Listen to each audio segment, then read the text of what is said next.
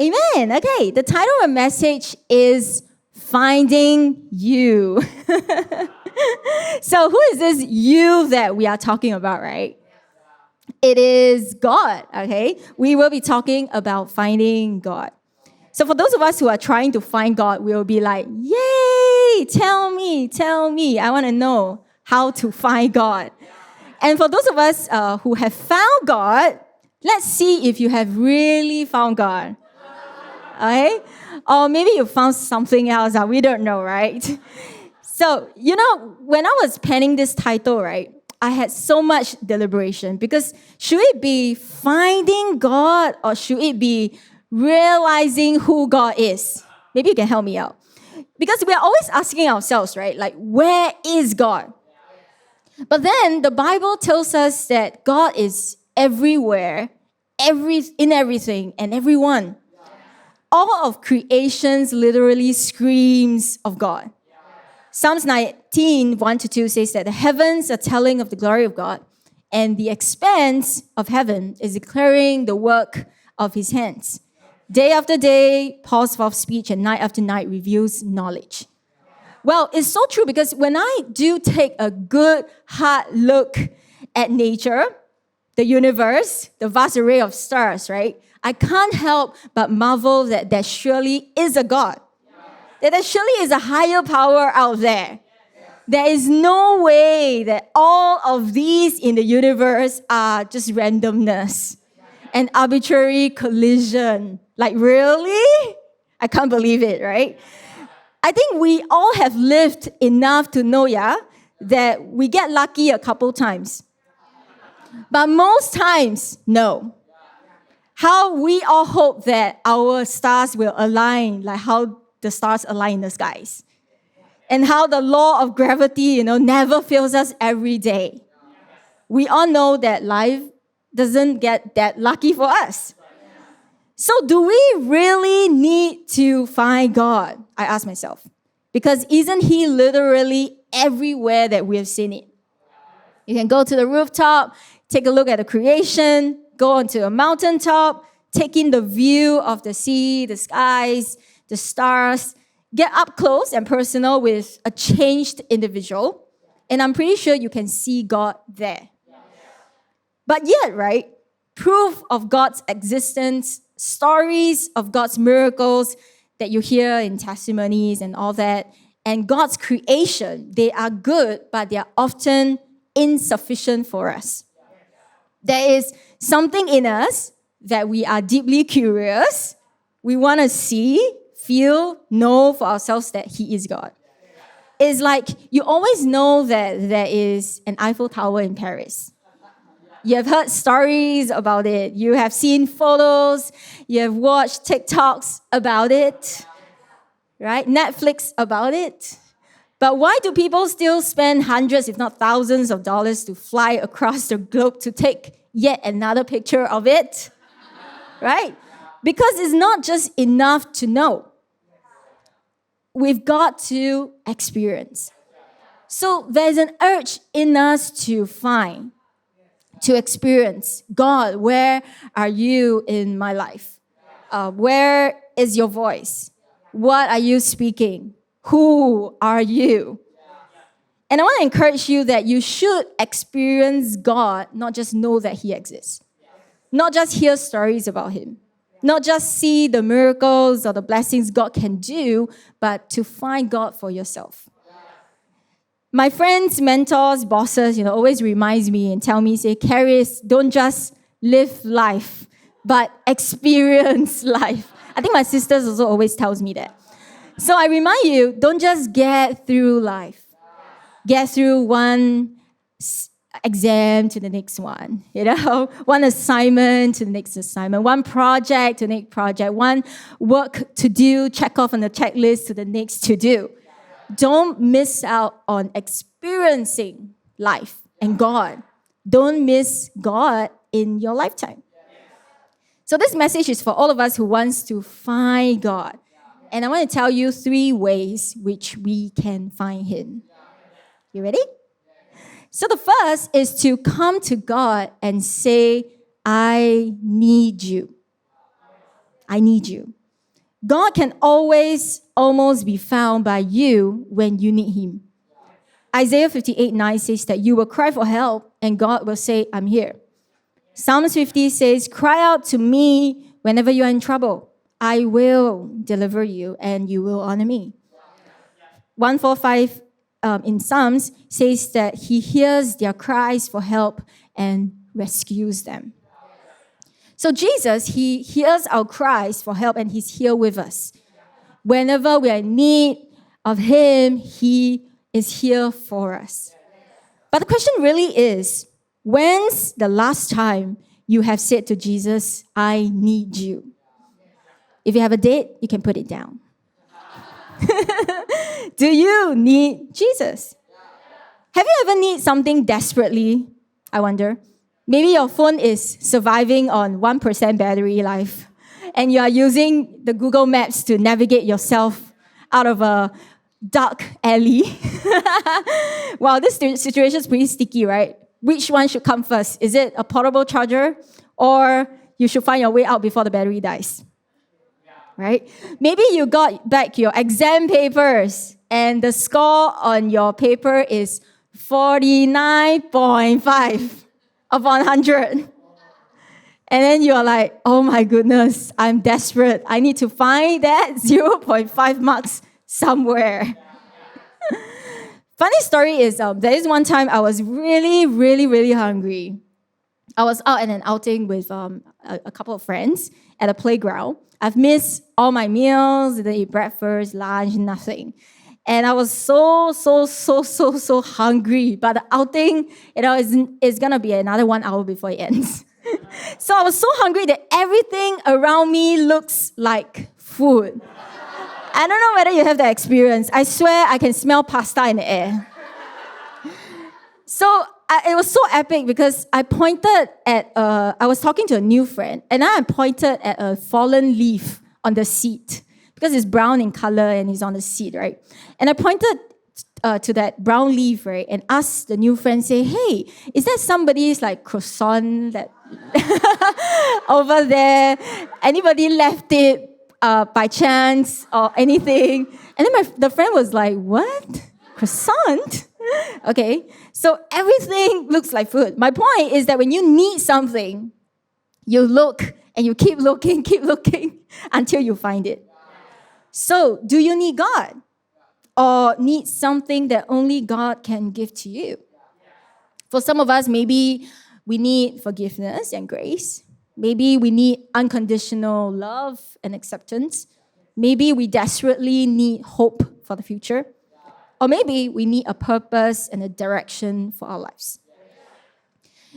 Sometimes people, we can be overly self-sufficient.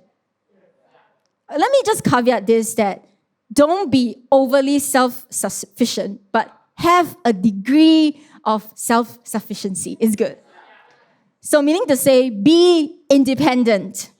Stand on your own 2 feet and be responsible. You shouldn't be in your 20s, all the tertiary people, and still need your mom and dad and best friends to settle your mess and to pay for your spendings that you know you have no budget for. Okay? Be self-sufficient to a degree, have contentment. It's good. Be happy and grateful with what you have and where you're at. But what I meant by overly self-sufficient is people who are overly self-sufficient. They go, if I need something, if I rely on others, that makes me weak. I don't want to be weak. I don't need anybody, and I don't need God. I can do life by myself. Only I am worthy enough to be good enough for myself. I don't need anybody. And then they stomp their feet and they leave. But, relying on God actually bonds you closer to God. And in fact, because you rely on God, you will be made strong. That's why 2 Corinthians says that my grace is enough for you because power is made perfect in weakness. I know it's an ironic statement, but this is what God says. Power is made perfect in weakness. So the real weak people are the ones who cannot rely and depend on God or even others. And I'm guilty of it sometimes too. You see, a lot of the times, it isn't because we cannot find God, but it's because we don't want to be found. We don't want to need anybody to find us, to look out for us or to help us. We want to be the 99 sheep that don't need Jesus to go looking all around for, right? The one sheep that is always lost. We are not lost. Our lives are together. We are responsible. When we are too self-reliant, we stop relying on God. And sometimes to find God, we need to welcome His power, His strength, His help into our lives. So I want to encourage you, rely on God, rely on others. Welcome power in your life and be made strong. And I also want to speak to some of you here who maybe don't have desperate needs or cries or struggles at the moment. You can find God by remaining close and staying close to where God is, to where He is, in church, in TiVo, where you see God. There are new friends who ask me this question, can I come to church? Can I join you guys for activities if I don't know anything about God? Do I need to be a Christian to come to your church? Of course not. And of course, you are welcome to join us anytime. Because as you come, you will find God and you will start to experience Him. And I want to say this, that what you remain in, you will find. So if you remain in love, you will see more love in this world around you, in you also. If you remain in peace, you will have peace. If you remain in negativity, then you will find more negativity. If you remain in God, you will find God. Because John says, remain in me and I will remain in you. So why am I saying this, for? Is because I want to encourage you that if you have yet to find God, or you feel that God, is far away, you don't know where He is, I want to encourage you, don't be too quick to walk away. Don't be too quick to give up. Stay where God is. Stay here. Because you will find Him. Okay? So I would say that one of the most important things I need God is peace. God is a way of speaking to my heart and moving me, motivating me like nobody else can. I don't know how God does it. Maybe it's the way He speaks to me. My heart will soften and hear Him. He is like a best friend who knows how to get you, if you know what I mean. He knows how to say something to you. So peace is hard for me, and I believe it's hard for a lot of people because we have flaws, we have struggles, and sometimes no matter how hard you try, no matter how successful you are, no matter how much money or things that you accumulate, you just feel that you still can't be at peace with yourself and things around you. You're always anxious and worried about the past and the future and the now and everything in between. So how do we be at peace with ourselves and all around and the things around us when perfection is completely out of reach? But I find that there is a peace and there's a wholeness in God that transcends, where I'm able to face myself, where I'm able to accept myself and love myself. And when chaos strikes, God is the place that I go to. So that's the first point. The second thing is to come to God and say, I want you. I want you. So Proverbs 8:17 says that those who seek me will find me. And Jeremiah says, when you search for me, yes, search for me with all your heart, you will find me. When you say, I want you, God, it goes beyond what's necessary. It's a desire. Like, I really want to have you. And when you say, I want you, you will find God. Because it says, seek and you will find. So the word seek, right, seems to suggest that we need to look. We need to put in effort to search. Finding God is not automatic. He somehow is not in plain sight. It seems to suggest that God is hiding from us, right? I mean, Moses in the Old Testament tells God, God, show us your glory. Show me your face. So why is that a self-disclosure? Why is God being so secretive? Right? God conceals himself so that we don't find him on our terms by our own interpretations. He hides, which allows us in the process of seeking to know God on his terms. You see, sometimes I wonder, are people really finding the person of God, or are they finding their own idea and version of God? When people go, I will go to this church for Easter because I love their testimonies. And then they'll say, I will go to this other church in Christmas because I love their play.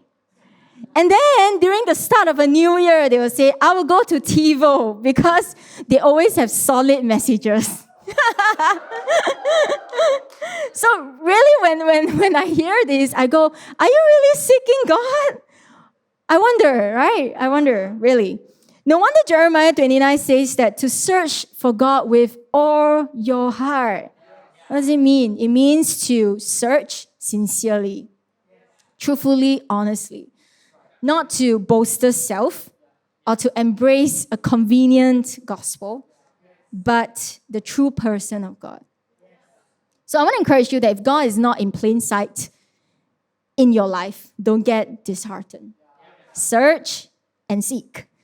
Because only in the process of seeking do you find the true person of God. And also, it is in the process of sincere searching do our own selfishness, pride, and ego dies. And we ourselves come to face God with our true selves. So there's a difference between saying, I need you and I want you. Right? You will understand this when, let's say, somebody come up to you and say, I need to befriend you. I need to love you. Right? Versus somebody comes up to you to say, I want to be your friend. And I want to love you. What's the difference? Only one word difference. The difference is willingness. There is no true love without willingness. There is no true love if there is no free will. You have got to willingly say that I want to know you. So a couple of years back, during one laser tag, recently we had laser tag, right? During one laser tag prep and set up, another youth, came up to me and asked me this question. Why don't we pay for people to help out in church? I thought for a moment, right? And then I told him, because the most beautiful things in this world is what money cannot buy.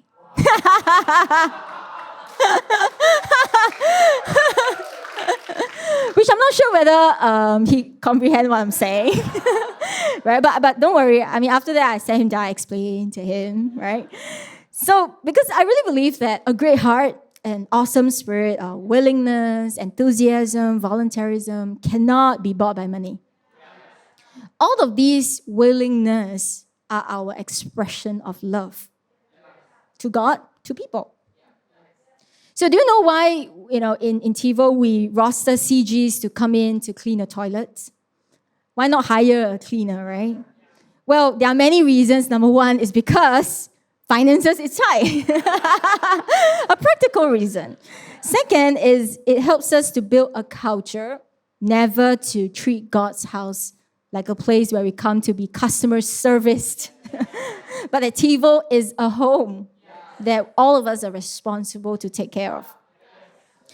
But most of all, above all these reasons, we do it out of love, right? Saving money allows us to make sure that there is money for something else. For example, giving to our volunteer staff allowances. By cleaning the premise, we are also making sure this place is a great place and a clean place for all our friends. And it's a way that we show love to our new friends when we introduce them to this place. So I find it interesting, right, that True love cannot be bought by money, right? So if you want to experience true love and connection, offer something that money cannot buy. Yeah. Offer up a great heart. Offer up an awesome spirit, willingness, enthusiasm, voluntarism to God. So tell God today that you want Him. Okay. And lastly, come to God and say, I treasure you. So Jeremiah 29:13 in another version, in Message version, it says that when you come looking for me, you will find me. Yes, when you get serious about finding me and want it more than anything else, I'll make sure you won't be disappointed. So what does it mean to treasure God? It means that you want God more than anything else in this world.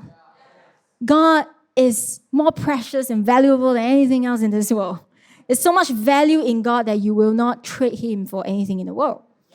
It's like how David says in the book of Psalms that God is more desirable than gold, more desirable than tons of pure gold.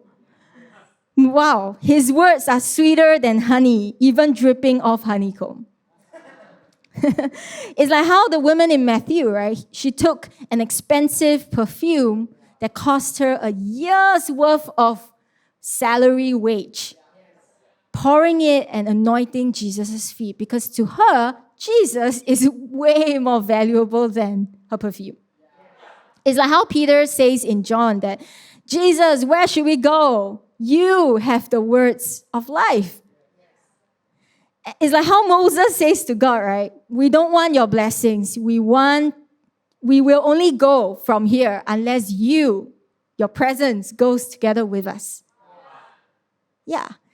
It's like how Paul says that everything is worthless when compared with the infinite value of knowing Christ Jesus, my Lord. So do you treasure God? Maybe you do when you need something. Maybe you do when you want something from Him.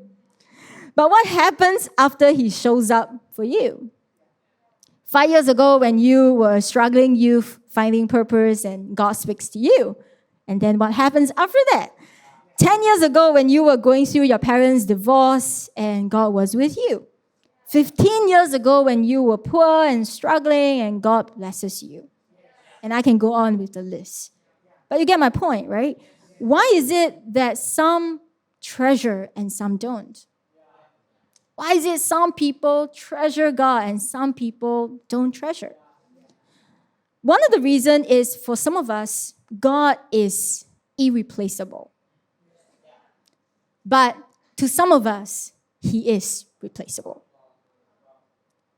So the question is God replaceable in your life? If you're looking for love, there are countless places to find it, right? Countless right places and countless wrong places to find it. You'll never run out of options. If you're looking for ways to be blessed, there are endless good ways to be blessed and bad ways to find it, right? Stealing it. If you are looking for relationships, friendships, you are spoiled for choices. The thing I'm saying is that you are unlikely going to treasure God if He is replaceable. For those of us who have loved God very much once upon a time, if your perspective, your heart has now started to make God replaceable, then listen, it's unlikely you will treasure Him. It's unlikely you will continue to experience Him in your life. Because God is not one who forces and inserts Himself into your heart. He will always love you, there's no doubt, but He will not force you. When we don't treasure God, He may stop speaking to you.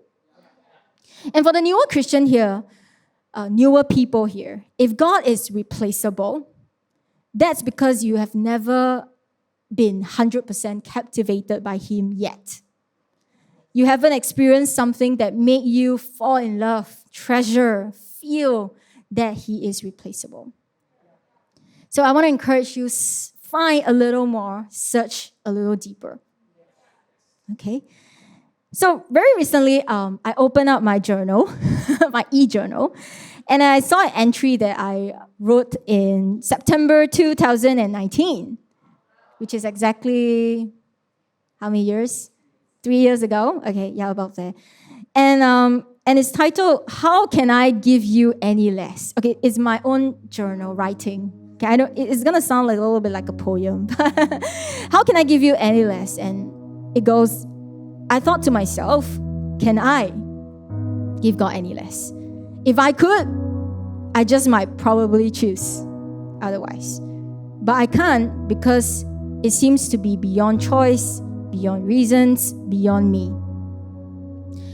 There is just simply no why. Not so that I can live more purposefully or significantly or more blessed, or live my best life, or be the head, not the tail, be rewarded and recognized, or to be admired by many, or somehow be spared from judgments of any kind. Not so for any logical or even irrational reasons. Because any wise will render this too superficial, too ingenuous, all too insubstantial, too inadequate to express anything. You okay? Strip everything away, completely bare and vulnerably naked, nothing worthy underneath I will find. So why? Even if there is no why. Why and how did an encounter unravels so beautifully in a way that sets my life in motion such that I can no longer turn back or reverse otherwise? Whatever you may call it, or whatever you may call this, love, peace, presence, power, hope, faith, dream, purpose, God, you come to this place where you have no one to impress, nothing to prove, and nothing to protect. No reasons to justify anything. All good pales in comparison, and all bad renounces in defeat. No wise can match up to who I have met, and so I can't, nothing less than all of me. So why treasure God? Because there is something in God that's irreplaceable. And if you have seen it, you have felt it, you have experienced it, then you will know what I mean. So one last story. There was this story that I've come across of a pair of siblings that really touched my heart. It's a really cute old granny and grandpa, right? They are brothers and sisters. They are both in their 70s. They share a small plot of farmland in China, and they live on less than $10 a day because they are too old to work. So their home, pretty simple, pretty old, contains a couple of old furnitures and a coffin. So their local tradition is such that whenever anybody turns 70 years old, they will have to prepare a coffin so that when they do die, their neighbors have some place to put them. And then their neighbors, their friends, their family are expected to place gold coins, precious metals into the casket, as the people there, they believe that all these things will sustain them in eternity. But then, these siblings, this old granny and grandpa, they said to their friends and their family, right? They said that, I don't want your gold and your money and, all that. Save it and keep it for yourself. And they said that all they want with them is their Bible. Because they said God is their greatest treasure. Which I thought, oh, right? So if you want to find God, I want to encourage you, start by saying, I need you. And then say, I want you. And finally, I treasure you. It's not hard to find God because God is always finding us. Jesus wants us and He treasures us. In Matthew 13:45 it says that the kingdom of heaven is like a merchant in search of fine pearls. When he found one very precious pearl, he went and sold all that he owned and bought it. God is the merchant who is always searching for us. And whenever He finds one precious you, and you, and all of you here, He willingly sells all that He has for you. So Jesus is so good. Sometimes I wonder that, is it we found love or has love found us? Right? I guess both, right? Love is always finding us. And I hope that we all come to find love as well.